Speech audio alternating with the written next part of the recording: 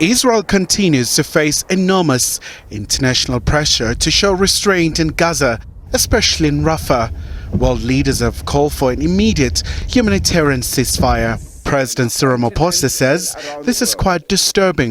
We remain deeply concerned about the intolerable situation of the people of Gaza.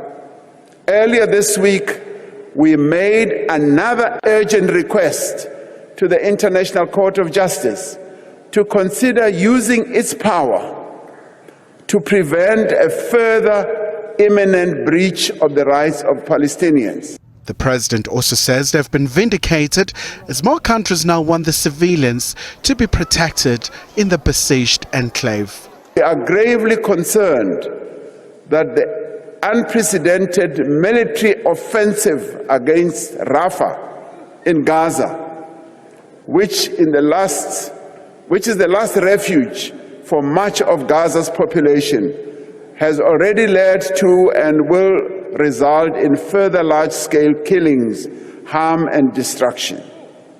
Our call has been taken up by other countries around the world, particularly those who said our case in the International Court of Justice was meritless.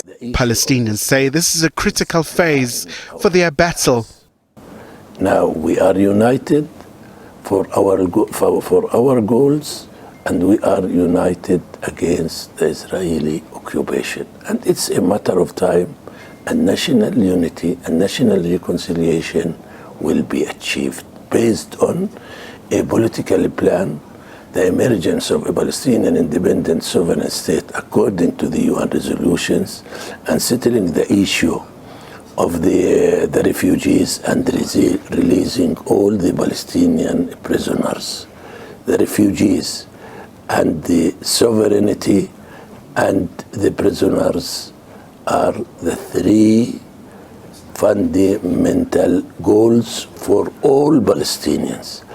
At the same time, EFF leader Julius Malema says they are concerned about the worsening situation in Gaza. He also accused Israel of turning a blind eye on the International Court of Justice orders.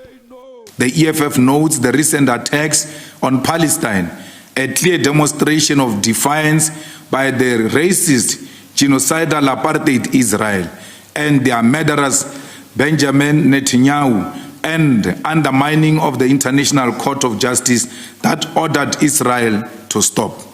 The EFF says they will march to the US Embassy if the bombardment does not stop in Gaza Strip. If the bombardment and genocide of Palestinians continues, we'll be left with no choice but to march to the American Embassy, as we no longer have the Israeli Embassy in South Africa. We will march to the American Embassy as a sponsor of the war and genocide in Palestine. Meanwhile, Israeli special forces are operating inside Nasser Hospital in Khan Yunis. The military says it has credible information that the bodies of hostages taken on October 7th may be in the facility. This sensitive operation was prepared with precision and is being conducted by IDF special forces who underwent specified training for this mission. A key objective, as defined by our military mission, is to ensure that the Nasser Hospital continues its important functions of treating Gazan patients.